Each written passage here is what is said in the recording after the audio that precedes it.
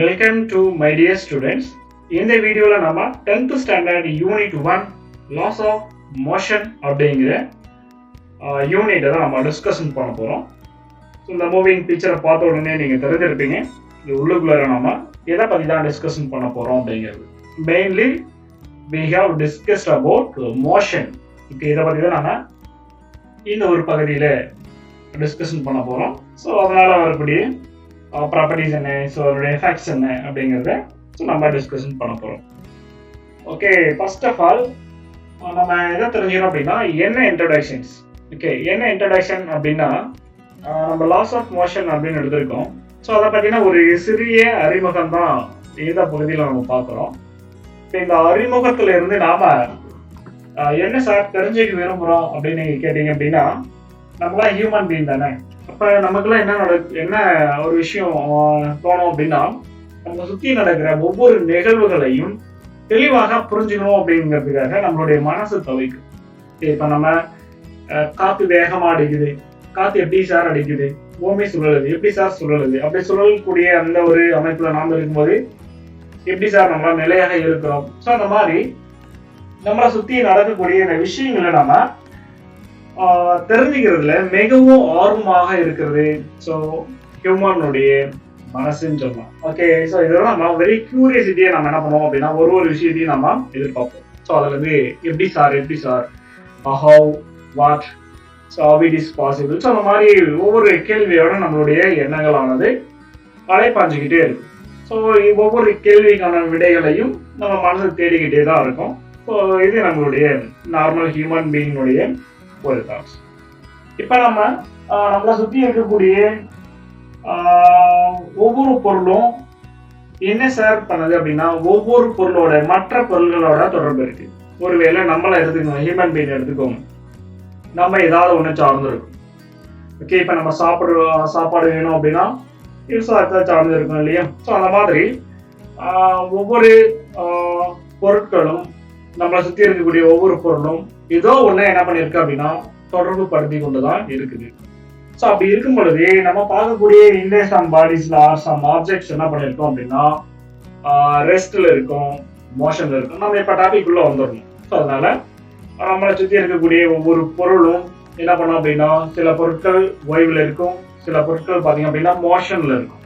Okay, some bodies are rest, some bodies are motion இருக்கும். So இப்போ பார்த்தீங்க அப்படின்னா ரெஸ்ட்டும் மோஷனும் என்ன சார் அப்படின்னா ஒன்னோடு ஒன்று தொடர்புடையது. ஓகே, அதாவது இன்டர்லேஸ்டு டேர்ம்ஸ். ஓகே, ரெஸ்ட்டும் மோஷன் அப்படிங்கிறது ஒரு இன்டர்லேஸ்டு டேர்ம்ஸ் அவங்க என்ன பண்றோம் அப்படின்னா இதுல நமக்கு இருக்கு. ஸோ அப்படியே எடுக்கும் பொழுது நம்மளுக்கு ப்ரீவியஸ் கிளாஸ்லேயே நம்ம என்ன பண்ணியிருக்கோம், அதாவது லோயர் கிளாஸஸ்ல 9th ஸ்டாண்டர்ட்ல நம்ம இந்த மோஷனுடைய டைப்ஸ், அப்போ ஒவ்வொரு ஆப்ஜெக்ட்ஸும் என்ன கைண்ட் ஆஃப் மோஷன்ஸை எக்ஸ்பீரியன்ஸ் பண்ணுது, அப்படி மோஷன்ஸ்ல இருக்கும் பொழுது அது என்ன மாதிரியான ஒரு டைப்ஸா இருக்கு, அதே மாதிரி ரெஸ்ட்ல இருக்கு அப்படின்னா அது என்ன மாதிரியான ஃபோர்ஸ் அது மேல ஆக்ட் ஆகுது. ஸோ இந்த மாதிரி விஷயங்களை நாம சின்ன கிளாஸ்ல என்ன பண்ணிருக்கோம் அப்படின்னா தெளிவாக படிச்சிருக்கோம். அப்படி பாக்குற வகையில என்னென்ன மாதிரியான மோஷன்ஸை வந்து நம்ம படிச்சிருக்கலாம் சார் அப்படின்னு நீங்க கேட்டீங்க அப்படின்னா வைப்ரேட்டரி மோஷன்ஸ் அப்படின்னு நம்ம சொல்லுவோம். வைப்ரேட்டரி மோஷன்ஸ் அப்படின்னா தெரியும், நீங்க எல்லாருமே ஒரு கிட்டார் பிளே பண்ற ஒரு பிளேயரா இருக்கலாம், இல்ல ஒரு வீணா. ஸோ இந்த மாதிரி சம் ஸ்ட்ரிங் பேஸ் பண்ணி வரக்கூடிய சம் இன்ஸ்ட்ருமெண்ட்டை நீங்க யூஸ் பண்றீங்க அப்படின்னா அந்த மாதிரி இருக்கக்கூடிய வைப்ரேஷன்ஸ் எல்லாமே நம்மளுக்கு வைப்ரேட்டரி மோஷன்ஸ். ஓகே, அந்த ஸ்ட்ரிங்ல ஏற்படக்கூடிய மோஷன்ஸ் எல்லாமே வைப்ரேட்டரி மோஷன்ஸ். இந்த படத்தை பார்த்தீங்கன்னா உங்களுக்கு தெரியும், ஒரு ஸ்ட்ரிங் நான் ரெண்டு பக்கமும் பிக்ஸ் பண்ணியிருக்கோம், அதை நான் ஒரு ஸ்மால் டிஸ்டர்பன்ஸ் கொடுக்குறேன், அப்போ இட் வில் பி வைப்ரேட்டட். அந்த வைப்ரேஷன் ஆகக்கூடிய இந்த டைரக்ஷன் தான் நான் என்ன பண்ணியிருக்கேன் அப்படின்னா அந்த டாட்ல நான் கொடுத்துருக்கேன். ஓகே, இந்த மாதிரி இருந்தது அப்படின்னா இட் இஸ் வைப்ரேட்டரி மோஷன்ஸ். அதுக்கப்புறம் லீனியர் மோஷன் அப்படின்னு நம்ம சொல்றோம் அடுத்த டைப். அப்போ லீனியர் மோஷன்னா என்ன சார் அப்படின்னா ஒரு ஆப்ஜெக்ட் மூவிங் அலாங் இன் ஸ்ட்ரெயிட் லைன். ஸ்ட்ரெயிட் லைன் என்ன பண்ணியிருக்கோம் அப்படின்னா அந்த ஆப்ஜெக்ட் வந்து மூவ் ஆகிட்டே இருக்கணும். அதுக்கான எக்ஸாம்பிள் என்ன சொல்லுது, ஒரு பிளாக் வந்து ஒரு சர்ஃபேஸில் வச்சிருக்கோம், அதில் ஒரு பர்சன் என்ன பண்ணுறாங்க அப்படின்னா பிடிச்சி தள்ளிக்கிட்டே போகிறாங்க. அப்போ அதனுடைய டைரக்ஷன்ஸ் எதுவும் மாறல, அது என்ன பண்ணிட்டு இருக்கு அப்படின்னா ஸ்ட்ரெயிட் பாத்தில் மூவ் ஆகிட்டே இருக்கு. ஸோ இந்த மாதிரி இருக்கு அப்படின்னா இது நம்ம லீனியர் மோஷன் அப்படின்னு நம்ம சொல்லலாம். அதுக்கப்புறம் பார்த்தீங்க அப்படின்னா கர்வ் லீனியர் மோஷன் அப்படின்னு சொல்றாங்க அடுத்த டைப்ஸ். அப்ப இந்த கர்வ் லீனியர் மோஷன்ஸ்னா என்ன சார் அப்படின்னு நமக்கு ஒரு மிகப்பெரிய கொஸ்டின்ஸ் இருக்கும். லீனியர் மோஷனா ஓகே, கர்வ் லீனியர்னா என்ன சார் அப்படின்னா இந்த ஆப்ஜெக்டினுடைய மோஷனை பார்த்து வந்து நம்மளுக்கு எப்படி இருக்கும் அப்படின்னா கர்வா இருக்கும். ஒருவேளை நீங்க எல்லாருமே ஒரு விளையாட்டை விரும்பக்கூடிய ஒரு மாணவர்களாக இருந்தீங்க அப்படின்னா ஸோ உங்களுக்கு தெரியும், நீங்க ஃபுட்பால் விளையாடுறீங்க இல்ல கிரிக்கெட் கூட நீங்க பாத்தீங்க அப்படின்னா அந்த பால் பேட்ல பண்ணிட்டு போகும் பொழுது நம்மளுக்கு என்ன பண்ணோம் அப்படின்னா சம்டைம்ஸ் ஹைட் ஏறாம ரொம்ப ஷார்ட் அண்ட் லென்த்ல நம்மளுக்கே போய் விடும். அதுக்கு நீங்க சரியா சூட்டபிளா நீங்க புரிஞ்சணும் அப்படின்னா ஒரு ஃபுட்பால் நான் பக்கத்துல கொடுத்துருக்கிற மாதிரி இந்த ஃபுட்பாலை நம்ம ஒரு கிக் பண்ணும் பொழுது இந்த பாலுடைய மோஷன் என்ன மாதிரி இருக்கும் அப்படிங்கிறத நீங்க இமேஜின் பண்ணிக்கோங்க. ஸோ அதுதான் வந்து என்னது அப்படின்னா கர்வ் லீனியர் மோஷன் அப்படின்னு சொல்றாங்க. அடுத்தது பாத்தீங்க அப்படின்னா ஆசிலேட்டரி மோஷன். அதாவது இது வந்து சிம்பிள் பெண்டலம். இதை நீங்க 9th or 8th ஸ்டாண்டர்ட்ல நீங்க லோயர் செக்ஷன்ல நீங்க படிச்சிருக்கீங்க. இப்ப என்ன பண்ணிருக்கோம் அப்படின்னா ஒரு ரிஜிட்ல ஸ்ட்ரிங்கோட ஒரு எண்டை நம்ம பிக்ஸ் பண்ணிருக்கோம். அதாவது ரெண்டுல ஒரு பால் நம்ம கனெக்ட் பண்ணிட்டு ஆசிலேட் பண்ணணும் அப்படின்னா அதுதான் வந்து ஆசிலேட்டரி மோஷன் அப்படின்னு சொல்றோம். முன்னும் பின்னும் என்ன பண்ணிருக்கோம் அப்படின்னா இது ஆசிலேஷன்ஸ் ஆகும். அதுக்கப்புறம் ஒரு சென்டர்ல இருக்கிறது பாத்தீங்க அப்படின்னா சர்க்குலர் மோஷன். இப்போ சர்க்குலர் மோஷன் அப்படின்னு நம்ம எதை சொல்றோம் அப்படின்னா அந்த எர்த்தை சுத்திக்கிட்டு வரக்கூடிய சேட்டலைட் மேற்கொள்ளக்கூடிய இந்த ஒரு மோஷன் தான் வந்து நம்ம என்ன சொல்றோம் அப்படின்னா சர்க்குலர் மோஷன் அப்படின்னு சொல்றோம். ஃபைனலா இருக்கக்கூடியது பாத்தீங்க அப்படின்னா ஒரு ஃபேன் நம்மளுக்கு கொடுத்துருக்கு. அப்ப அந்த ஃபேன் என்ன மாதிரியான மோஷன்ஸா மேற்கொள்ளுது சார் அப்படின்னா it is a rotatory motion மேற்கொள்ளுது அப்படிங்கிறது இந்த பிக்சர்ல இருந்து நம்மளுக்கு தெரியுது. பிறகு நம்ம என்ன பண்றோம் அப்படின்னா இந்த டைப்ஸ் ஆஃப் மோஷன்ல ஒரு 2 டைப்ஸா மட்டும் நான் உங்களுக்கு கொடுக்குறேன்.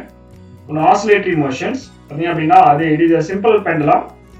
அந்த சிம்பிள் பெண்டலம் பார்த்தீங்க அப்படின்னா அந்த முன்னும் பின்னுமா என்ன பண்ணிருக்கு அப்படின்னா ஆசிலேட் ஆகிக்கிட்டே இருக்கு. ஓகே, அதுக்கப்புறம் பார்த்தீங்க அப்படின்னா நம்ம சர்க்குலர் மோஷன் அப்படின்னு படிச்சிருக்கோம் இல்லையா, அந்த சர்க்குலர் மோஷன்ஸ் அப்படிங்கிறது satellite revolutions around the earth. Okay, இந்த படத்தை பார்த்தீங்க அப்படின்னா உங்களுக்கு தெரியும், ஒரு சேட்டலைட்டை சுத்திக்கிட்டு ஒரு எர்த்தை சுத்திக்கிட்டு சேட்டலைட்டை சுத்தி வர்றதா நம்ம என்ன சொல்றோம் அப்படின்னா சர்க்குலர் மோஷன் அப்படின்னு நம்ம சொல்றோம்.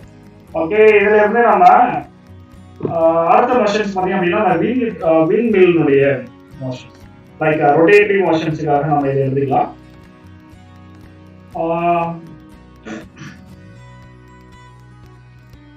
ஓகே, ஸோ இப்போ நம்ம என்ன பண்ணியிருக்கோம் அப்படின்னா மோஷன்ஸை பற்றி நம்ம டிஸ்கஷன் பண்ணியிருக்கோம். அதாவது வேரியஸ் டைப்ஸ் ஆஃப் மோஷன் என்ன அப்படிங்கிறத பற்றி நம்ம டிஸ்கஷன் பண்ணியிருக்கோம். ஸோ அதுக்கப்புறம் ஒவ்வொரு பாடியும் இந்த மாதிரி ஒரு மோஷன்ஸை நம்மளுக்கு ஏற்படுத்துது அப்படின்னா இதை ஒரு பர்டிகுலர் டேர்ம்ல வந்து நம்ம என்ன பண்றோம் அப்படின்னா டிஸ்கிரைப் பண்ணலாம். அந்த டேர்ம்லாம் என்னென்ன சார் அப்படின்னா டிஸ்பிளேஸ்மெண்ட், வெலாசிட்டி, ஆசிலேஷன் அப்படிங்கிற இந்த ஒரு 3 டேர்ம்ஸ்ல நம்ம என்ன பண்ணலாம் அப்படின்னா இதை நம்ம டிஸ்கிரைப் பண்ண போறோம். ஸோ இதனுடைய யூனிட்ஸ்லாம் என்ன அப்படிங்கிறது நம்ம இந்த மோஷன்ஸ்ல நம்ம இன்வெஸ்டிகேட் பண்ண போறோம். ஸோ இது நம்ம ஆல்ரெடி தெரிஞ்சதுதான், மீண்டும் நம்ம ரீகால் பண்ற மாதிரி தான் இது ஒரு மீனிங். இங்க இனிஷியலா என்ன சொல்றேன் அப்படின்னா இப்ப இந்த மாதிரி நடைபெற்ற இந்த மோஷன்ஸ் எல்லாத்துக்குமே ஒரே ஒரு ஆன்சர் என்ன அப்படின்னு கேட்டீங்க அப்படின்னா ஃபோர்ஸ் அப்படிங்கிறதா. அதாவது ரொட்டேட்டரி மோஷனா இருக்கலாம், வைப்ரேட்டரி மோஷனா இருக்கலாம். So any kind of motions, ஒரு ஆப்ஜெக்ட் ஒரு மோஷனை மேற்கொள்ளுது இல்ல ஒரு ஆப்ஜெக்ட் ரெஸ்ட்டுக்கு வருது அப்படின்னா இது அனைத்துக்கும் உண்டான ஒரே ஒரு பதில் என்னது அப்படின்னு கேட்டீங்க அப்படின்னா ஃபோர்ஸ் அப்படிங்கிறது தான். ஓகே, இப்ப சாதாரணமா என்ன சொல்றோம் அப்படின்னா ஒரு பாடி வந்து என்ன பண்ணுது அப்படின்னா ரெஸ்ட்ல இருக்கு. ஒரு பாடி ரெஸ்ட்ல இருக்கு. இந்த பாடி என்ன பண்ணுது அப்படின்னா மூவ் ஆகிறதுக்கு ஆரம்பிக்குது. அப்படி மூவ் ஆக ஆரம்பிக்கும் போது அப்படின்னா நம்மளுடைய மைண்ட்ல ஒரு கொஸ்டின் வந்து உருவாது. அந்த கொஸ்டின் அப்படின்னா இந்த பாடி எப்படி சார் மூவ் ஆகுது அப்படிங்கிற ஒரு கொஸ்டின் வருது. அதே போல ஒரு பாடி மூவிங்ல இருக்கிறது ரெஸ்ட்டுக்கு வருது அப்படின்னாலும் நம்ம என்ன பண்ணுவோம், அதே சேம் கைண்ட் ஆஃப் கொஸ்டின்ஸ் வரும். எப்படி சார் இது வந்து ரெஸ்ட்டுக்கு வருது? ஓகே, இப்ப இதுக்கு எல்லாத்துக்குமே என்ன ஆன்சர் தான் அப்படின்னு கேட்டீங்க அப்படின்னா சிம்பிளி வி சே ஃபோர்ஸ், அவ்வளவுதான். ஓகே, ஃபோர்ஸ் அப்படிங்கிறது தான் ஆன்சர். இப்ப ஃபோர்ஸ்னா என்ன சார் அப்படிங்கிறது தான் அடுத்த லெவல்ல நம்மளுக்கு யோசிக்க வேண்டிய ஒரு விஷயம். ஃபோர்ஸ் அப்படின்னா சிம்பிளா ஒரு காமன் மேன் நம்ம எப்படி இதை அண்டர்ஸ்டாண்டிங் பண்ணிக்கிறது இந்த மோஷன் அப்படின்னா புஷ் ஆர் புல் அப்படிங்கிற இந்த 2 வார்த்தையில நம்ம ஃபோர்ஸ் அப்படிங்கிறத நம்ம புரிஞ்சுக்கலாம். ஒரு காமன் அண்டர்ஸ்டாண்டிங் மோஷனுக்கு எப்படி நம்ம புரிஞ்சுக்கிறது அப்படின்னா புஷ் ஆர் புல் அப்படின்னு நம்ம புரிஞ்சுக்கலாம். ஓகே, நீங்க எங்க ஒரு வீட்டோட டோர் ஓபன் பண்ணாலும் சரி இல்ல எங்கேயாவது சம் ஷாப் போகும்போது அந்த ஷாப்ல இருக்கக்கூடிய ஒரு டோர்ல புஷ் ஆர் புல் அப்படின்னு எழுதி வச்சிருக்கோம். இதுக்கெல்லாம் காரணம் என்ன அப்படின்னா தள்ளு ஆர் இழு அப்படின்னு அர்த்தம். அப்ப நீங்க தள்ளும் போது இழுக்கும் போது ஒரு ஃபோர்ஸ் கொடுக்குறீங்க. அந்த ஃபோர்ஸை கொடுக்கறதுனால என்ன பண்ணோம் அப்படின்னா அந்த பர்டிகுலர் ஆப்ஜெக்ட் மூவ் ஆகும். So it is A motion. So இப்படி நாம என்ன பண்ணிக்கலாம் அப்படின்னா இதை நம்ம புரிஞ்சுக்கலாம். தென் பார்த்தீங்க அப்படின்னா bring to rest changes velocity. Bring to rest அப்படின்னா நம்ம ரெஸ்ட்டுக்கு கொண்டு வரோம், இல்லை மூவ் பண்றோம், ஆர் அதனுடைய வெலாசிட்டியை சேஞ்சஸ் பண்றோம். வேகமா போயிட்டு இருக்கு, நம்ம இழுத்து பிடிக்கிறோம் அப்படின்னா அதனுடைய வேகம் குறையுது. கண்டினியூஸா நம்ம ஃபாலோ பண்றோம் அப்படின்னா கம்ப்ளீட்டா மூவ் ஆகாது நின்று. ஸோ இந்த ஒரு விஷயங்களை நம்ம என்ன பண்றோம் அப்படின்னா இதுக்குள்ளார டிஸ்கஷன் பண்றோம். பிறகு இந்த ஃபோர்ஸ் அப்படிங்கிறது நம்மளுக்கு என்ன சார் பண்றாங்க அப்படின்னா நம்பர் ஆஃப் சயின்டிஸ்ட், ஓகே, அதாவது மோர் scientist using 3 law is proposed. அதாவது இந்த ஃபோர்ஸ் அப்படிங்கிறது டெஃபினேஷனை யார் யாரெல்லாம் சார் டிஸ்கிரைப் பண்றீங்க அப்படின்னா நிறைய பேர் டிஸ்கிரைப் பண்றாங்க. அரிஸ்டாட்டில் டிஸ்கிரைப் பண்றாங்க, கலீலியோ டிஸ்கிரைப் பண்றாங்க, அதுக்கப்புறம் பார்த்தீங்க அப்படின்னா நியூட்டன்ஸ் வராரு, இன்னும் நிறைய. ஸோ அதிகமான சயின்டிஸ்ட் வந்து என்ன பண்றாங்க அப்படின்னா ஃபோர்ஸை பத்தின ஒரு ஆராய்ச்சியை மேற்கொள்றாங்க. ஸோ அதில் இருந்து என்ன பண்றோம் அப்படின்னா சில அறிவியல் அறிஞர்கள் மேற்கொண்ட இந்த ஒரு ரிசர்ச்சை மட்டும் நம்மளுக்கு என்ன பண்ணிருக்கு அப்படின்னா நம்மளுக்கு இந்த ரிசல்ட்ஸை நம்மளுக்கு கொடுத்துருக்காங்க. அதில் வந்து மெயினா சார் ஐசக் நியூட்டன் அப்படிங்கிறவங்க அனலைஸ் பண்ணிட்டு அவங்க ஒரு 3 லாஸ் வந்து நம்மளுக்கு ப்ரொபோஸ் பண்றாங்க. ஓகே, 3 லாஸ் வந்து என்ன பண்றாங்க அப்படின்னா நம்மளுக்கு ப்ரொபோஸ் பண்றாங்க. அந்த ப்ரொபோஸ் பண்ணக்கூடிய அந்த லாஸ்க்கு அவங்களுடைய நேமே வைக்கிறாங்க. என்னது அப்படின்னா நியூட்டன்ஸ் லாஸ் அப்படின்னு சொல்லிட்டு அந்த நேமே வைக்கிறாங்க. இப்ப இதுல இருந்து நாம என்ன சார் அண்டர்ஸ்டாண்டிங் பண்ணிக்கிறோம் அப்படின்னா மோஷன் ஆஃப் பாடி என்ன அப்படிங்கிறது நம்மளால புரிஞ்சுக்க முடியுது. ஓகே, ஆப்ஜெக்ட் வந்து எப்படி மோஷன் ஆகுது, எப்படி ரெஸ்ட்டுக்கு வருது, என்ன மாதிரியான ஃபோர்ஸ் வந்து ஆப்ஜெக்ட் மேல ஆக்ட் ஆகுது. ஸோ அப்படிங்கிற இந்த விஷயம் எல்லாமே யார் ஃபார்முலேட்டட் பண்றாங்க அப்படின்னா சார் ஐசக் நியூட்டன் அப்படிங்கிறவங்க ஃபார்முலேட்டட் பண்றாங்க. ஸோ அப்படி ஃபார்முலேட்டட் பண்ணிட்டு நம்மளுக்கு என்ன பண்றாங்க அப்படின்னா சம் ரிசல்ட்ஸ் வந்து நம்மளுக்கு கொடுக்குறாங்க. ஸோ அந்த ரிசல்ட்ஸ் என்னென்ன அப்படிங்கிறத நம்ம பார்க்கலாம்.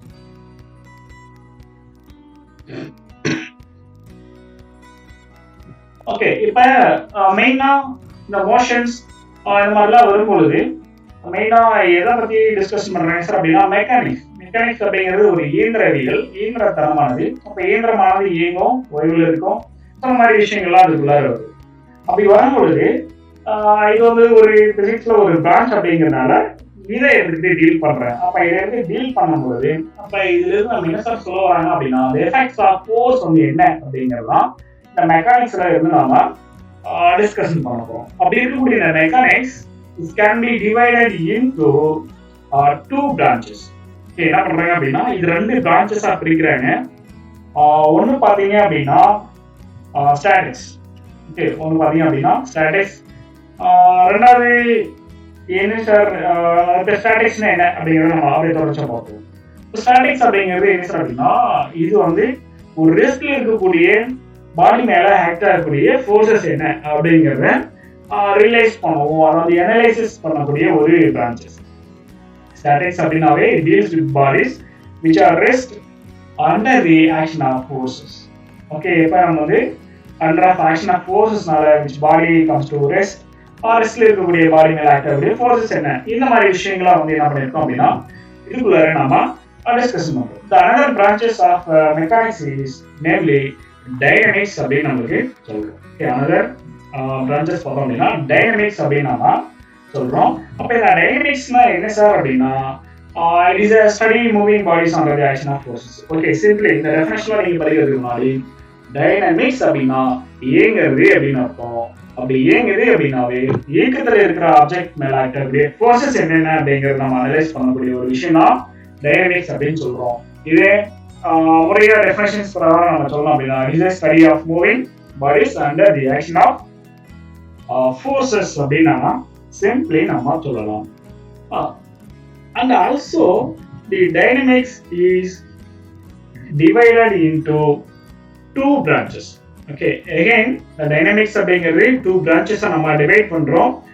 Namely one is kinematics அப்படின்னு சொல்லுவோம். இது kinematics அப்படின்னு படிக்கலாம் or pneumatics அப்படின்னு நாம படிக்கலாம். ஸோ பட் நீங்க kinematics அப்படிங்கிறத நீங்க நம்ம வச்சுக்கோங்க.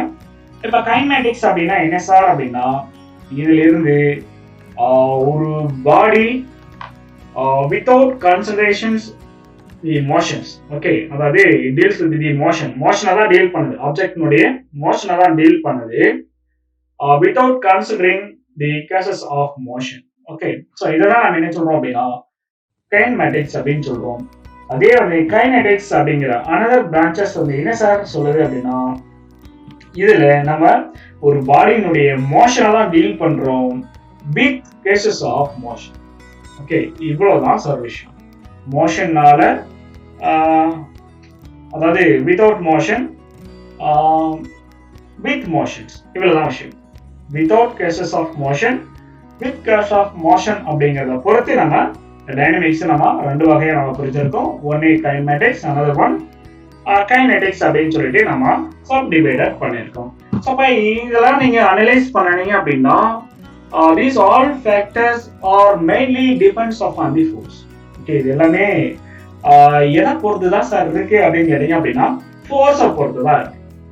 அப்போ ஃபோர்ஸ் ஒரு ஆப்ஜெக்ட் மேல ஆக்ட் ஆகுது அப்படின்னா அந்த ஆப்ஜெக்ட் வில் பி மூவ் ஆகும் ஒரு மூவ் ஆகலாம். இல்ல அந்த ஆப்ஜெக்ட் மேல ஃபோர்ஸ் ஆக்ட் ஆகுது அப்படின்னா அந்த ஆப்ஜெக்ட் ரெஸ்ட்டுக்கு வரலாம், இல்ல அதனுடைய வெலாசிட்டியில சேஞ்சஸை கொண்டு வர முடியும். ஸோ அப்படின்னா we are deeply discussed with force and motion. So இதுல நம்ம என்ன பண்றோம் அப்படின்னா ஃபோர்ஸ் மோஷனுக்கு உள்ள ரிலேஷன்ஸை டிஸ்கஷன் பண்ற மாதிரி தான் இந்த பிரான்ச்சஸ் எல்லாமே நம்மளுக்கு அதனுடைய ரிசல்ட் நம்மளுக்கு கொடுக்கும். அதனால நம்ம என்ன பண்றோம் சார் அப்படின்னா ஃபோர்ஸ்னா என்ன, ஓகே, அப்ப ஃபோர்ஸ் வந்து எப்படி டிஸ்கிரைப் பண்றாங்க, யார் எல்லாம் அந்த ஃபோர்ஸ்க்கான ஒரு டெஃபினேஷனை டிஸ்கிரைப் பண்ணாங்க, இல்ல ஃபோர்ஸ் எப்படி விளக்க முயற்சி பண்றாங்க, அண்ட் மோஷன். அப்ப ஃபோர்ஸ்னால என்ன மாதிரியான மோஷன்ஸ் வந்து நம்மளுக்கு அரைஸ் ஆகுது, அந்த மோஷனை வந்து எப்படிலாம் நம்ம டிவைட் பண்ணலாம், என்ன மாதிரியான நேம் எல்லாம் கொடுத்துருக்காங்க அப்படிங்கிறத நம்ம ஃபர்தரா பார்ப்போம். இப்ப இந்த ஃபோர்ஸை பொறுத்த வரையிலும் அக்கார்டிங் டு அரிஸ்டாட்டில் கான்செப்ட் பிரகாரம் இவங்க என்ன பண்றாங்க அப்படின்னா natural state of earth. Okay, ஒன்றும் இல்லை, சாதாரணமா எர்த் மேல இருக்கக்கூடிய body is rest. Okay, earth மேல இருக்கக்கூடிய ஒரு பாடி வந்து ரெஸ்ட்ல இருக்கு. ஓகே, நேச்சுரலா ரெஸ்ட்ல இருக்கு அப்படின்னும் பொழுது இவங்க எப்படி அதை எக்ஸ்பிளைன் பண்ண விரும்புறாங்க அப்படின்னா he stated that the moving body naturally comes to rest. Okay, இப்போ வந்து நம்ம என்ன சொல்றோம் அப்படின்னா நேச்சுரா எர்த் மேல இருக்கக்கூடிய ஒரு பாடி ரெஸ்ட்ல இருக்கு. ஸோ அப்படி இருக்கும் பொழுது ஒரு மூவிங் பாடி நேச்சுராவே என்ன பண்ணுது அப்படின்னா ரெஸ்ட்டுக்கு வருது without any force. Without any ஃபோர்ஸ்ல நேச்சுரா ஒரு ஆப்ஜெக்ட் ரெஸ்ட்டுக்கு வருது அப்படின்னா அதை நம்ம நேச்சுரல் மோஷன் அப்படின்னு நம்ம சொல்றோம். ஓகே, இதுதான் வந்து ஸோ அது நம்ம கொடுக்குறோம் மோஷன்ஸ் அப்படின்னு சொல்றாங்க. ஸோ அப்படி மோஷன் வந்து நம்ம டூ கைண்ட்ஸ்ல பிரிக்கலாம். ஸோ ஒன்று பார்த்தீங்க அப்படின்னா என்ன சொல்றோம் அப்படின்னா நேச்சுரல் மோஷன் அப்படின்னு சொல்றோம். So which is a force independent. இங்க வந்து நம்மளுக்கு ஃபோர்ஸ் தேவை கிடையாது, அந்த ஆப்ஜெக்ட் என்ன பண்ணிருக்கோம் ஆட்டோமேட்டிக்காவே செல்ஃபாகவே ரெஸ்ட்டுக்கு வந்துடும். ஸோ அப்படி வருது அப்படின்னா அதை நம்ம நேச்சுரல் மோஷன் அப்படின்னு சொல்றோம், ஆர் ஃபோர்ஸ் இன்டிபெண்டன்ட் அப்படின்னு நம்ம சொல்றோம். அனதர் ஒன் பார்த்தீங்க அப்படின்னா சரி இதுக்கு என்ன இருக்கு அப்படிங்கிறதுலாம் நம்ம அந்த டெஃபினேஷன்ஸ் வந்து நம்மளுக்கு கொடுத்துருக்கு. He stated that moving body naturally comes to rest without any external influence of the force. Such a motion are termed as natural motion அப்படின்னு சொல்றாங்க. ஓகே, அதே போலதான் அடுத்த ஒரு பிரிவும் நம்ம சொல்றோம் ஃபோர்ஸ் டிபெண்டன்ட். அப்படின்னா என்ன சார் அப்படின்னா இதுக்கு அப்படியே ஆப்போசிட். அப்ப நேச்சுரலா ஒரு பாடி மூவிங் மோஷன்ல இருக்கு அப்படின்னா அந்த பாடியை ரெஸ்ட்டுக்கு கொண்டு வரணும் அப்படின்னா அது மேல கண்டிப்பா நம்ம என்ன பண்ணிருக்கணும் அப்படின்னா ஒரு ஃபோர்ஸ் அப்ளை பண்ணணும், எக்ஸ்டர்னலா ஒரு ஃபோர்ஸ அப்ளை பண்ணணும். அப்பதான் அந்த பாடி என்ன பண்ணணும் அப்படின்னா ரெஸ்ட்டுக்கு வரும். இந்த மாதிரி இருக்கக்கூடிய ஃபோர்ஸஸ் எல்லாமே வயலண்ட் ஃபோர்ஸ் அப்படின்னு நம்ம சொல்லுவோம். இந்த வயலண்ட் ஃபோர்ஸ் அப்படிங்கிறது ஃபோர்ஸ் டிபெண்டன்ட் ஒன். அதுக்கான டெஃபினேஷன்ஸ் எல்லாம் வந்து நம்மளுக்கு அப்படின்னா நம்ம கீழே கொடுத்துருக்கோம். என்னது he also proposed that a force is needed to make the bodies to move from their natural state called as violent motion. இந்த violent motion அப்படிங்கிறதுக்கு ஃபோர்ஸ் அப்படிங்கிறது தேவை. ஸோ அதனால நம்ம என்ன எழுதியிருக்கோம் அப்படின்னா ஃபோர்ஸ் டிபெண்டன்ட் அப்படின்னு நம்ம எழுதியிருக்கோம். அப்ப லைக்வைஸ் மோஷன் அப்படிங்கிறது அரிஸ்டாட்டில் எப்படி பிரிக்கிறாங்க அப்படின்னு பார்த்தோம் அப்படின்னா நேச்சுரல் மோஷன், வயலண்ட் மோஷன் அப்படின்னு ரெண்டா பிரிக்கிறாங்க. Natural motion force independent, violent motion அப்படிங்கிறது, ஃபோர்ஸ் டிபெண்டன்ட் அப்படிங்கிறது பிரிக்கிறாங்க. ஸோ ஓகே, இது யாருடைய கான்செப்ட் அப்படின்னு பார்த்தோம் அப்படின்னா அரிஸ்டாட்டிலுடைய கான்செப்ட். ஒரு கிரேட் பிலாசபர் அண்ட் சயின்டிஸ்ட் அவரு. ஸோ அவரு சொல்லக்கூடிய இந்த கான்செப்ட். அடுத்தது யாரு நம்மளுக்கு இந்த ஃபோர்ஸ் அண்ட் மோஷனுக்கான ஒரு தியரியை ப்ரொபோஸ் பண்றாங்க அப்படின்னு நம்ம பார்த்தோம் அப்படின்னா கலீலியோ வந்து நம்மளுக்கு கலீலியோ அப்படிங்கிற ஒரு ஃபேமஸ் சயின்டிஸ்ட் என்ன பண்றாங்க அப்படின்னா ப்ரொபோஸ் பண்றாங்க. இதுல ஃபர்ஸ்ட் அவங்க சொல்லக்கூடிய விஷயம் என்ன அப்படின்னா, நேச்சுரலா எர்த்ல ஒரு இருக்கக்கூடிய ஒரு பாடி ரெஸ்ட்ல இருக்கு அப்படின்னா அது என்னதான் பண்ணிருக்கும் அப்படின்னா ரெஸ்ட்ல தான் இருக்கும். ஆர் யூனிஃபார்ம் மோஷன்ல இருக்கு அப்படின்னா மோஷன்ல தான் இருக்கும். ஓகே, இதை யாரு டிஸ்கிரைப் பண்றா அப்படின்னா கலீலியோ அப்படிங்கிற சயின்டிஸ்ட் வந்து நம்மளுக்கு என்ன பண்றாங்க அப்படின்னா எக்ஸ்பிளைன் பண்றாங்க. இதெல்லாம் என்ன கான்செப்டை பேஸ் பண்ணி எக்ஸ்பிளைன் பண்றாங்க அப்படின்னா about force, motion and inertia of bodies. So இந்த ஒரு 3 கான்செப்டை பேஸ் பண்ணி தான் இவங்க எக்ஸ்பிளைன் பண்றாங்க. இதுல அவங்க ஃபர்ஸ்ட் சொல்லக்கூடிய விஷயம், நேச்சுரலா எர்த்ல இருக்கக்கூடிய all bodies either the state of rest or uniform motion. ரெஸ்ட்ல இருக்கலாம், அது யூனிஃபார்ம் மோஷன்ல இருக்கலாம் அப்படிங்கிறத சொல்றாங்க. இப்போ நான் ரெஸ்ட்ல இருக்கக்கூடிய ஒரு ஆப்ஜெக்ட் மட்டும் நான் என்ன பண்ணிருக்கேன் அப்படின்னா உங்களுக்கு காட்டிருக்கேன். இது வந்து நம்மளுக்கு மாறும், கீழே விழலாம். ஸோ இது எப்ப அப்படின்னு கேட்டீங்க அப்படின்னா ஃபோர்ஸ் அதிகமா ஆக்ட் ஆகும்போது. பட் ஆனால் இந்த அளவுக்கு ஃபோர்ஸ் வந்து இது கீழே தள்ளுமா அப்படிங்கிறது எனக்கு தெரியல. ஓகே, ஸோ இந்த மாதிரி ரெஸ்ட்ல இருக்கு அப்படின்னா அது ரெஸ்ட்ல தான் இருக்கும், மோஷன்ல இருக்கிறதுனா மோஷன்ல தான் இருக்கும். ஸோ எர்த் மேல இருக்கக்கூடிய இந்த ஆப்ஜெக்ட் எல்லாமே. இது பாசிட்டிவ் ஆன்சர். ரெண்டாவது என்ன சொல்றாங்க அப்படின்னா any body of motion or a body in motion will continue be in the same state of motion as long as no external force is applied. அதாவது இதுல சொல்லக்கூடிய இந்த ரெண்டாவது விஷயம் ஸ்டேட் யூனிஃபார்ம் மோஷன் சொல்லியிருக்காங்க இல்லையா, அதை வந்து கிளியரா எக்ஸ்பிளைன் பண்றேன். என்னது, ஒரு பாடி இப்ப அப்படி கண்டினியூஸா நம்மளுக்கு மோஷன்லயே இருக்கு அப்படின்னா ஸோ அது மோஷன்லேயே தான் இருக்கும்.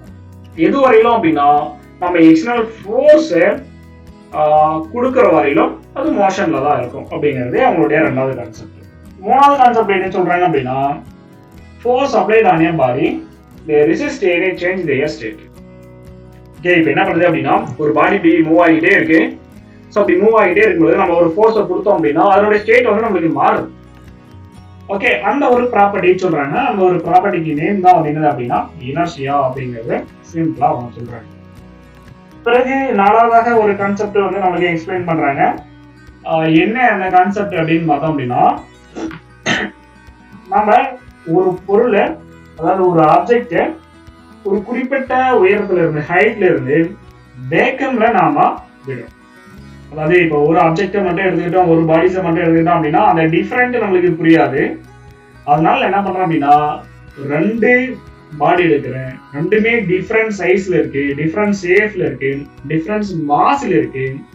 ஸோ இந்த மாதிரி இருக்கக்கூடிய 2 ஆப்ஜெக்ட் எடுத்துக்கிட்டு ஒரு குறிப்பிட்ட உயரத்துல இருந்து வேக்கமான ஒரு பகுதியில நான் அதை விடுறேன். விடும் பொழுது அது ரெண்டும் ஒரே நேரத்துல ஒரே வேகத்துல என்ன பண்ணிருக்கோம் அப்படின்னா கிரவுண்ட் வந்து ரீச் ஆகும் அப்படிங்கிறத கலீலியோ சொல்றாங்க. அதாவது வேக்கம்ல 2 பாடி எடுத்துக்கிட்டு டிஃப்ரெண்ட் சைஸ் டிஃப்ரெண்ட் மாஸ்ல எடுத்துக்கிட்டு விட்டாங்க அப்படின்னா ஒரு குறிப்பிட்ட உயரத்துல இருந்து கீழே விட்டாங்க அப்படின்னா ஸோ என்ன பண்ணோம் அப்படின்னா 2 கிரவுண்ட் வந்து ரீச் ஆகிறதுக்கு சேம் டைம் சேம் ரேட்ல வந்து ரீச் ஆகும் அப்படிங்கிறத கலீலியோ வந்து எக்ஸ்பிளைன் பண்றாங்க. ஸோ இந்த எக்ஸ்பிளைனுக்கு ஏற்ற மாதிரி என்ன பண்ணிருக்கோம் அப்படின்னா ஸோ ஒரு வீடியோவை நான் உங்களுக்கு காட்டுறேன். 2 ஒரு பால் ஒரு பேக்கர்ஸ் வந்து என்ன பண்றாங்க அப்படின்னா குறிப்பிட்ட உயரத்துல இருந்து வேக்கம்ல விடுறாங்க. ஸோ அப்படி விடும் பொழுது பாலும் ஒரே நேரத்தில் வந்து ரீச் ஆகிறதா. அடுத்ததாக இந்த வீடியோவை நீங்க இன்ட்ரெஸ்டா பாத்துக்கிட்டே வாங்க. வேக்கம் அப்படிங்கிறது ரிமூவ் பண்ணிட்டு உள்ளுக்குள்ளார ஃபீல் பண்றாங்க, கொண்டு வர சேம் எக்ஸ்பெரிமெண்ட் என்ன பண்றாங்க அப்படின்னா மீண்டும் இந்த கேரி அவுட் பண்றாங்க. அதே அயன் பால் அதே ஸ்பீக்கர் வேற ஒரு சிச்சுவேஷன். இப்போ வந்து மீடியம் இருக்கீங்க, ஆர் மீடியம் இருக்கு. அப்ப அதுக்குள்ளார விடும் பொழுது என்ன நடக்குது அப்படிங்கறத நீங்க பாத்துக்கோங்க. இப்ப இதுல பாத்தீங்கன்னா புரியும். ஆர் மீடியம்ல இருக்கும் பொழுது சோ நம்மளுக்கு ஃபீல்டரையும் பாலையும் விடும் பொழுது அதிகமான நிறை கொண்ட பால் வேகமா வந்து சீக்கிரம் கிரவுண்ட்ல செல்லுது. ஆனா ஃபீல்டர் அப்படிங்கிறது மாஸ் லெஸ்ஸா இருக்கிறதுனால இந்த ஏர் ரெசிஸ்டன்ஸ் அங்க செயல்படுறதுனால அதனால ஈக்குவலன்ட் டைம் ரேட்ல அது கீழே கிரவுண்ட் வந்து சேர முடியல. அதனால என்ன பண்ணலாம் அப்படின்னா லேட்டா வந்து சேரும். அப்ப இதுதான் இந்த ஒரு டிஃபரெண்டா தான் யாரு விளக்குறாங்க அப்படின்னா கலிலியோ அப்படிங்கிறத. ஓகே, அடுத்ததாக நம்ம பார்க்கக்கூடியது என்னது அப்படின்னு பாத்தீங்க அப்படின்னா இனர்ஷியா. ஸோ ஃபர்ஸ்ட் வந்து இனர்ஷியானா என்ன அப்படிங்கிறது இனிஷியலா நீங்க தெரிஞ்சுக்கிட்டீங்க அப்படின்னா அதுக்கான எக்ஸாம்பிள் சொல்ல சொல்ல உங்களுக்கு மிகவும் எளிமையாக இருக்கும். இனர்ஷியா அப்படிங்கிறது வேற ஒண்ணும் இல்லை, inherent property of a body to resist any change in its state of rest or the state of uniform motion unless it is influenced upon by an unbalanced force is known as inertia அப்படின்னு சொல்றாங்க. ஒண்ணு இல்ல, inherent property of a body, அந்த பாடினால என்ன பண்ண முடியுது to resist any change in state of rest or the state of uniform motion. அதனுடைய ரெஸ்ட்ல இருந்தோ or uniform motionல இருந்தோ அந்த பாடினாலே அது என்ன பண்ணிக்க முடியாது அப்படின்னா சேஞ்ச் பண்ணிக்க முடியாது. So unless influenced by one external balance, external அதாவது புற விசை external balance ஃபோர்ஸ் அது மேல செயல்படாத வரையிலும் அந்த பாடினால அதனுடைய நிலையை மாற்றிக்கொள்ள முடியாது. அப்படி ஒரு நிலை இருக்கு அப்படின்னா அதை நம்ம என்ன சொல்றோம் அப்படின்னா இனர்ஷியா அப்படின்னு நம்ம சொல்றோம். இதுக்கு வந்து நம்மளுக்கு 3 more எக்ஸாம்பிள் இருக்கு. அதை நம்ம நீங்க ஆல்ரெடி எக்ஸ்பீரியன்ஸ் பண்ணலாம். நீங்க வந்து பஸ்ல போயிருக்கலாம், கார்ல போயிருக்கலாம். ஸோ இந்த மாதிரி போகும்போது நீங்க வந்து ஓய்வுல இருக்கிற பஸ்ல உட்காந்துட்டு இருக்கீங்க. சடனா டிரைவர் வந்து பஸ் ஸ்டார்ட் பண்ணிட்டு மூவ் பண்றாங்க அப்படின்னா நம்ம ஏதோ ஒரு டைரக்ஷன்ஸ்ல மூவ் ஆகும். ஸோ அது என்ன டைரக்ஷன்ஸ் அப்படிங்கறத நீங்க திங்க் பண்ணுங்க, கமெண்ட் பண்ணுங்க. ஓகே, அதே போல இப்ப நம்ம வேகமா போயிட்டு இருக்கிற பஸ்ல உட்காந்துட்டு இருக்கோம். ஏதோ ஒரு சம் காரணத்தினால டிரைவர் பிரேக்கே வேகமா புஷ் பண்றாரு, சடன் பிரேக் அப்ளை பண்றாங்க. அப்படி அப்ளை பண்ணும்போது நம்மளும் வேகமா போயிட்டு எங்கேயோ வந்து இடிச்சுக்கும், ஃபார்வர்ட் டைரக்ஷன்ஸ்ல போகும். ஓகே, ஸோ இதுக்கெல்லாம் என்ன காரணம் அப்படின்னு நீங்க கேட்டீங்க அப்படின்னா இதுக்கெல்லாம் ஒரே ஒரு காரணம் தான் சார், அதுதான் சார் இனர்ஷியா அப்படின்னு நம்ம சொல்றோம். இதுக்கான ஆக்டிவிட்டிஸை நான் வந்து என்ன பண்ணியிருக்கேன் அப்படின்னா நம்ம புக்ல இருக்கிற ஒரு ஆக்டிவிட்டிஸை நான் உங்களுக்கு கொடுத்துருக்கேன். ஸோ அந்த ஆக்டிவிட்டிஸ் என்ன சார் அப்படின்னு கேட்டீங்க அப்படின்னா ஒரு டம்ளர் எடுத்திருக்கோம், டம்ளர் ஃபுல்லா வாட்டர் ஃபில் பண்ணியிருக்கோம், அது மேல ஒரு கார்ட்போர்டு வச்சிருக்கேன், கார்ட்போர்டுக்கு மேல நான் வந்து என்ன பண்ணியிருக்கேன் அப்படின்னா காயின் வச்சிருக்கேன். இது 1 ரூபி காயினா 5 ரூபி காயினா இது ஒரு காயின் வச்சிருக்கேன். இப்ப என்ன பண்றேன் அப்படின்னா நான் அந்த கார்ட்போர்டு இப்படி தள்ளனா அப்படின்னா ஓய்விலேயே இருக்கக்கூடிய இந்த ஒரு காயின் என்ன பண்ணோம் அப்படின்னா அதனுடைய நிலையை மாத்தாம நேரா பாட்டிலுக்குள்ளார அதாவது கிளாஸ்க்குள்ளார விடும். ஸோ அது எப்படி அப்படிங்கிறத நீங்க பார்த்து தெரிஞ்சுக்கணும். ஓகே, வேகமா தள்ளுறேன்.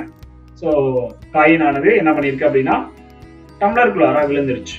ஸோ இதுக்கெல்லாம் என்ன சார் காரணம் அப்படின்னு நீங்க கேட்டீங்க அப்படின்னா ஒரே ஒரு ரீசன் தான், inertia of a body. So inertia தான் காரணம். ஸோ இந்த மாதிரி இருக்கக்கூடிய இனர்ஷியா அப்படிங்கிறது we have to classify into 3 types. Okay, நம்ம என்ன பண்ணலாம் அப்படின்னா ஒரு 3 வகையா நம்ம பிரிக்கலாம். என்ன சார் அந்த 3 டைப்ஸ் அப்படின்னு நம்ம பார்த்தோம் அப்படின்னா ஒன்னு வந்து inertia of rest. Inertia of rest அப்படின்னா the resistance of a body to change its state of rest. Okay, அதாவது resistance of a body to change its state of rest. ரெஸ்ட்ல இருக்கக்கூடிய பாடி அதனுடைய நிலையில இருந்து மாத்திக்க முடியாது, ரெஸ்ட்லயே தான் இருக்க முயற்சி பண்ணோம். ஸோ அதனால இது என்ன பண்ணுது அப்படின்னா இனர்ஷியா ஆஃப் ரெஸ்ட் அப்படின்னு நம்ம சொல்றோம். இதுக்கு ஒரு சூட்டபிளான எக்ஸாம்பிள் என்ன சார் அப்படின்னா இங்க இருக்கிறதா நம்ம சொல்லலாம். ஆர் ஏற்கனவே பேருந்துல இருக்கிறது சொல்லியிருக்கு இல்லையா, இப்போ ஓய்வுல இருக்கிற பேருந்துல நம்ம உட்காந்துட்டு இருக்கோம், டிரைவர் வேகமா வந்து என்ன பண்ணிருக்காங்க அப்படின்னா பஸ்ஸை ஸ்டார்ட் பண்ணிட்டு மூவ் பண்றாங்க. அப்படி மூவ் பண்ணும்போது நம்ம பின்னோக்கி சாய்வோம். இதுக்கு என்ன காரணம் அப்படின்னா நம்ம பாடி கண்டினியூஸா ரெஸ்ட்லயே இருந்தது. பஸ் ஸ்டார்ட் பண்ணி மூவ் பண்ணும் பொழுது நம்ம பாடி என்ன இருக்க முயற்சி பண்ணுது, ரெஸ்ட்ல இருக்கவே முயற்சி பண்ணுது. அதனால நம்ம என்ன பண்றோம் அப்படின்னா பின்னோக்கி தள்ளப்படுறோம். இது இனர்ஷியா ரெஸ்ட் அப்படின்னு நம்ம சொல்றோம். இரண்டாவதாக எடுக்கக்கூடியது நம்ம என்ன சொல்றோம் அப்படின்னா inertia of motion. The resistance of a body to change its state of motion is called என்னது அப்படின்னா இனர்ஷியா ஆஃப் மோஷன். ஸோ இப்போ இந்த இனர்ஷியா ஆஃப் மோஷனுக்கான ஒரு எக்ஸாம்பிள் என்ன சார் அப்படின்னா லைக் ஸ்கேட்டிங் அப்படிங்கிறத நம்ம எடுத்துக்கலாம். ஓகே, ஸ்கேட்டிங் அப்படிங்கிறது என்ன சார் அப்படின்னா இப்போ நம்ம வேகமாக மூவ் ஆகிட்டே இருக்கோம். அப்படி மூவ் ஆகிட்டே இருக்கும் பொழுது சம் டிஸ்டன்ஸ் பிஃபோர் நம்ம என்ன பண்றோம் அப்படின்னா ஜம்ப் பண்றோம். ஓகே, அதாவது இங்க ஸ்கேட்டிங் கொடுத்துருக்காங்க, இதையும் நம்ம எடுத்துக்கலாம். அதுக்கப்புறம் நம்ம என்ன பண்றோம் அப்படின்னா, இப்ப லாங் ஜம்ப் போறோம்னு வச்சுக்கோங்களேன். நீங்களாம் ஒரு அத்லெட்டிக்ஸா இருந்தீங்க அப்படின்னா, லாங் ஜம்ப் போறதுக்கு முன்னாடி நீங்க ஜம்ப் பண்றதுக்கு முன்னாடி ஒரு குறிப்பிட்ட தூரம் இருந்து நம்ம ஓடி வந்து ஜம்ப் பண்ணுவோம். இதுக்கெல்லாம் காரணம் என்ன அப்படின்னா, இனர்ஷி ஆஃப் மோஷன் தான். ஸோ அப்ப நம்ம ரொம்ப லாங் டிஸ்டன்ஸ் நம்ம ஜம்ப் பண்ணுவோம். இதுல ஒரு இன்னும் சிம்பிளா புரிஞ்சுக்கிற மாதிரி ஒரு எக்ஸாம்பிள் இருக்கு. நம்ம பேருந்துல பயணம் பண்றோம், வேகமா போறோம். வேகமா போய்கிட்டே இருக்கும் பொழுது நம்ம போயிட்டு இருக்கிற பேருந்துக்கு முன்னாடி ஏதாவது ஒரு சின்ன ஒரு இன்சிடென்ட் நடக்குது. அதனால டிரைவர் என்ன பண்றாரு அப்படின்னா, சடன் பிரேக் அப்ளை பண்றாங்க. அப்படி சடன் பிரேக் அப்ளை பண்ணும்போது நம்ம பின்னாடி சீட்ல சாஞ்சிட்டு இருந்தோம்னா நம்ம முன்னாடி போய் கம்பியில மோதிக்கிறோம். இதுக்கு என்ன காரணம் அப்படின்னு கேட்டீங்க அப்படின்னா, இனர்ஷியா ஆஃப் மோஷன். ஏன்னா கண்டினியூஸா மோஷன்ல இருந்த நம்ம பாடி என்ன பண்ணுது, பஸ்ஸை நிறுத்தின உடனேயும் நம்ம பாடி மோஷன்ல இருக்கிறதுக்கே முயற்சி பண்ணுது. அதனால நம்ம என்ன பண்றோம், முன்னாடி இருக்கிற போய் கம்பியிலையோ எதையோ ஒண்ணு நம்ம போயிட்டு வந்துடும். இதுக்கு சரியான எக்ஸாம்பிள் நம்ம வடிவேல் படத்துல வரக்கூடிய ஒரு காமெடியை கூட நம்ம என்ன பண்ணலாம் எடுத்துக்கலாம். நாங்களாம் கம்பியை பிடிக்காத நின்றுட்டு போறீங்க அப்படின்னு சொல்லிட்டு பிரேக் போட்ட உடனே கண்ணாடியை பிடிக்கிட்டு போய் கீழே விடுறோம் இல்லையா. ஸோ இதுக்கெல்லாம் காரணம் என்ன அப்படின்னா, இனர்ஷியா ஆஃப் மோஷன் தான். அடுத்ததா இருக்கக்கூடிய ஒரு விஷயம் எது அப்படின்னா, inertia of direction. The resistance of a body change its direction of motion is called inertia of direction அப்படின்னு சொல்றாங்க. இதுக்கு ஒரு சூட்டபிள் எக்ஸாம்பிள் நான் வந்து கொடுத்துருக்கேன். பட் இது வந்து பாத்தீங்கன்னா உங்களுக்கு புரியுமான்னு தெரியல. பட் இது எக்ஸ்பீரியன்ஸ் பண்ண ஒரு விஷயத்த நான் சொன்னேன் அப்படின்னா புரியும். நீங்க எல்லாருமே ஊட்டி, கொடைக்கானல், ஏற்காடு, ஸோ இந்த மாதிரி கொண்டை ஊசி வளைவுல ஏறக்கூடிய இல்ல வளைவான பாதையில போகக்கூடிய ஒரு பாதையில நீங்க கார்லயோ பஸ்லயோ டிராவல் பண்ணிருப்பீங்க. அப்படி அந்த வளைவுல திரும்பும் பொழுது அந்த திரும்புறது ஏற்ற மாதிரி நம்மளுடைய பாடியினுடைய மோஷன்ஸ் வந்து இருக்கும். சாய்வோம், நம்ம ஒரு பக்கம் சாய்வோம். என்ன பக்கம் திரும்புதோ ஸோ நம்ம அந்த பக்கம் என்ன பண்றோம் அப்படின்னா சாய்வோம். காரணம் என்ன அப்படின்னு கேட்டீங்க அப்படின்னா, இதுதான் வந்து இனர்ஷியா ஆஃப் டைரக்ஷன்ஸ் அப்படிங்கிறது நம்ம சொல்றோம். ஓகே, இது எல்லாமே என்னது அப்படின்னா டைப்ஸ் ஆஃப் இனர்ஷியா. ஆக்சுவலி நம்ம என்னென்ன பார்த்துருக்கோம் அப்படின்னா, இனர்ஷியானா என்னன்னு பார்த்துருக்கோம், அதனுடைய டைப்ஸ் பார்த்துருக்கோம் இந்த எக்ஸாம்பிளோட. அடுத்ததாக நம்ம பார்க்கறது என்னது சார் அப்படின்னு கேட்டீங்க அப்படின்னா, லீனியர் மொமெண்டம். லீனியர் மொமெண்டம்னா என்ன அப்படிங்கறத நம்ம பார்க்கலாம். ஃபர்ஸ்ட் இதுக்கான டெஃபினேஷன்ஸ் வந்து நம்ம தெரிஞ்சுப்போம். லீனியர் மொமெண்டம் அப்படிங்கிறது மாஸையும் வெலாசிட்டியும் நம்ம பெருக்கணும் அப்படின்னா கிடைக்கக்கூடியதுதான் வந்து linear momentum. Simply we say product of mass and the velocity of a moving body gives a magnitude of linear momentum. So அதனுடைய மேக்னிடியூட நம்ம லீனியர் மொமெண்டம் அப்படின்னு நம்ம சொல்றோம். ஓகே, இதுக்கான டைரக்ஷன்ஸ் என்னவா சார் இருக்கும், மொமெண்டத்தினுடைய டைரக்ஷன்ஸ் வந்து என்னவா சார் இருக்கும் அப்படின்னு கேட்டீங்க அப்படின்னா, இதுல இருக்கிறதே மாஸ் வெலாசிட்டி தான். மாஸ்ங்கிறது it is a scalar quantity, velocity தான் வந்து vector quantity. It have about magnitude and directions. அப்ப inertia's depends upon the direction of velocity. வெலாசிட்டியினுடைய டைரக்ஷனை தான் மொமெண்டம் அப்படிங்கிறது நம்மளுக்கு மொமெண்டம் அப்படிங்கிறது வெலாசிட்டியினுடைய டைரக்ஷனை தான் டிபெண்ட் பண்ணி இருக்கும். அப்ப சிம்பிளி நம்ம என்ன சொல்லலாம் அப்படின்னா, லீனியர் மொமெண்டம் அப்படிங்கிறது ஒரு வெக்டர் குவான்டிட்டி அப்படின்னு நம்ம சொல்லிடலாம். பிறகு இந்த லீனியர் மொமெண்டத்தினுடைய சமன்பாட்டை நம்ம எழுதுறோம். Linear momentum is equal to mass into velocity then p is equal to mv. இது நம்ம எதுக்காக பயன்படுத்துறோம் அப்படின்னா, it is helps to measure the magnitude of force. அப்ப ஃபோர்ஸ்னுடைய, அதாவது நம்ம சொல்லுவோம் அப்படின்னா தாக்கம் விளைவு அப்படின்னு சொல்றோம் இல்லையா. அப்ப அந்த தாக்கம் என்ன அப்படிங்கிறது சிம்பிளி நம்ம என்ன சொல்றோம் அப்படின்னா, helps to measure the magnitude of force. magnitude of force measure பண்றதுக்காக இது நமக்கு ஹெல்ப் பண்ணுது. பட் நம்ம இதுல இருந்து என்ன பண்றோம் அப்படின்னா, இதனுடைய யூனிட் என்ன அப்படிங்கறத நம்ம இங்க எழுதுறோம். ஸோ யூனிட் என்ன அப்படிங்கறத நம்ம எப்படி சார் கால்குலேட் பண்றது அப்படின்னு கேட்டீங்க அப்படின்னா, மாஸ்னா நம்மளுக்கு கிலோகிராம், தென் பாத்தீங்க அப்படின்னா வெலாசிட்டி அப்படின்னா மீட்டர் செகண்ட் பவர் -1. ஸோ அப்ப கிலோகிராம் மீட்டர் செகண்ட் பவர் -1 அப்படிங்கிறதா மொமெண்டத்தினுடைய unit. It is for SI unit. Then CGS யூனிட்டுக்கு மாத்தணும் அப்படின்னா, கிலோகிராம் வந்து என்னன்னு எழுதியிருக்கோம் அப்படின்னா கிராம், மீட்டர் வந்து சென்டிமீட்டர், டைம் செகண்ட்ங்கிறது செகண்ட் தான். அப்ப கிராம் சென்டிமீட்டர் செகண்ட் பவர் -1 அப்படின்னு சொல்லிட்டு நம்மளுக்கு வரும். ஓகே, பிறகு நம்ம என்ன சொல்றோம் அப்படின்னா, அதுல ஒரு கான்செப்ட் இருக்கு. என்ன கான்செப்ட் சார் அப்படின்னா, நம்ம இங்க ஒரு வார்த்தை சொல்லியிருக்கோம். எனவே it helps to measure the force அப்படின்னு சொல்லியிருக்கோம். அதுல நம்ம இன்னொரு கன்வர்சேஷன் வரலாம். என்ன அப்படின்னா, impact of force is more. அதனால இதனுடைய ஃபோர்ஸ்னுடைய தாக்கம் நமக்கு அதிகமாக இருக்கு அப்படின்னா, compulsory velocity mass of the body என்ன பண்ணணும் அப்படின்னா அதிகமாக இருக்கும். இது எப்படி சார் நான் புரிஞ்சுக்கிறது அப்படின்னு நினைக்கிறேன் அப்படின்னு நீங்க கேட்டீங்க அப்படின்னா அதுக்கு ஒரு சிம்பிள் எக்ஸாம்பிள் இருக்கு. என்ன எக்ஸாம்பிள் சார் அப்படின்னா, இப்ப நம்ம எல்லாருமே ஒரு 2 வீலர் ஓட்டக்கூடிய ஒரு ஸ்டேஜ்ல தான் இருப்போம் நினைக்கிறேன். ஸோ எல்லாருமே வீட்டில் ஓட்டிட்டு தான் இருப்பீங்க. அப்படி ஓட்டிட்டு போகும்போது நம்மளுடைய அப்பாவோ அம்மாவோ இல்லை நம்மளுடைய நல்ல விரும்பிகள் யாரும் என்ன சொல்லலாம் அப்படின்னா, தம்பியே வண்டியை பார்த்து பத்திரமா ஓட்டிட்டு போம், அதுலேயும் குறிப்பா மெதுவாக ஓட்டிட்டு போங்க அப்படின்னு சொல்லுவாங்க. என்ன காரணம் அப்படின்னு கேட்டீங்கன்னா, வேகமா போயிட்டு நினைச்சுக்கிட்டோம் அப்படின்னா நம்மளுக்கு இன்ஜுரிஸ் வர அதிகமா இருக்கணும் அப்படிங்கிற ஒரு காரணம் அப்படி சொல்றேன். இதுல நான் என்ன சொல்றேன் அப்படின்னா, அப்ப நீங்க மெதுவாக போனீங்கனாலும் என்ன பண்ணும், நம்மளுக்கு இம்பாக்ட் அப்படிங்கிறது அதிகமாக தான் இருக்கும். அதுக்கு ஒரே ஒரு காரணம் என்ன அப்படின்னு கேட்டீங்க அப்படின்னா, நான் மெதுவா போறேன். ஒரு எக்ஸாம்பிளுக்கு பர் செகண்டுக்கு 2 மீட்டர் ரீச் பண்றேன். ஓகே, அப்ப 2 மீட்டர் பர் செகண்ட். ஓகே, இது என்னுடைய வெலாசிட்டி, நான் என்னுடைய வெஹிக்கிளுடைய வெலாசிட்டி. பட் ஆனா என்னுடைய மாஸ் பாத்தீங்க அப்படின்னா 70 கிலோகிராம். Okay, 70 kilogram. தென் நான் ரெண்டுத்தையும் மல்டிபிள் பண்ணனா அப்படின்னா எனக்கு மொமெண்டம் வந்து என்ன இருக்கும் அப்படின்னா 140 கிலோகிராம் மீட்டர் செகண்ட் பவர் -1 அப்படின்னு வந்து என்ன பண்ணோம் அப்படின்னா எனக்கு கிடைக்கும். இது நம்மளுடைய வேகம். இதே எதிர்த்தாப்புல என்ன பண்றீங்க அப்படின்னா, அவங்க வேகமா வராங்க. பர் மீட்டருக்கு பாத்தீங்க, பர் செகண்டுக்கே பாத்தீங்க அப்படின்னா அவங்க 10 மீட்டர் ரீச் பண்றாங்க, இவ்வளவு வேகத்துல வராங்க.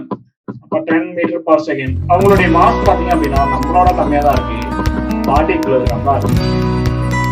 ஓகே, எப்ப இங்க என்ன பண்ணுது அப்படின்னா 40 kilogram per metre per second. So அப்படி வரும்பொழுது நம்மளுக்கு என்ன பண்ணுது அப்படின்னா அந்த மொமெண்டம் ஆனது நம்மளுக்கு அதிகமாகுது. அப்ப இங்கேயும் பாத்தீங்க அப்படின்னா அதனுடைய மொமெண்டம் ஆனது நம்மளுக்கு அதிகமாகுது.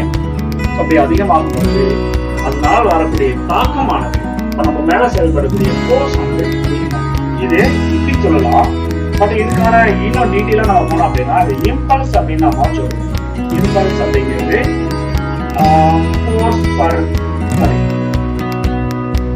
Force acting in short interval அப்படின்னு நம்ம சொல்லலாம். ஸோ அந்த மாதிரி வரும்பொழுது தாக்கங்கள் அதிகமாக இருக்கும். ஸோ அப்படிங்கிறது நம்ம இங்க புரிஞ்சுக்க முடியுது. இப்ப நீங்க வந்து கேட்கலாம், சார் நான் மெதுவாக தானே போனேன், நான் மெதுவா போயிட்டு என்ன பண்ணேன் அப்படின்னா கீழே விழுந்தேன், இவ்வளவு இன்ஜூர் ஆயிருக்கு, காரணம் என்ன அப்படின்னு கேட்டீங்க அப்படின்னா இவ்வளவு நேரம் நம்ம சொல்லி இருக்கக்கூடிய இந்த விஷயங்கள் தான்.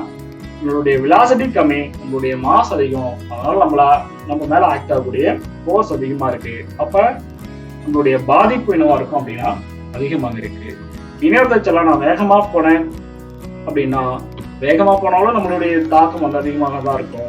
ஸோ காரணம் வெலாசிட்டி அந்த மாஸ் அதிகமாகும் பொழுது நம்ம மேல ஆக்ட் ஆகக்கூடிய ஃபோர்ஸும் அதிகமாகுது, அதனால ஏற்படக்கூடிய விளைவுகளும் நம்மளுக்கு அதிகமாகுது அப்படிங்கிறதுதான் இந்த கான்செப்ட்ல இருந்து நம்ம புரிஞ்சுக்கலாம். இது ஒரு எக்ஸ்ட்ரா கான்செப்ட் தான். ஸோ நீங்க தெரிஞ்சு வச்சுக்கோங்க. ஓகே, தேங்க்யூ ஃபார் வாட்சிங் திஸ் வீடியோ.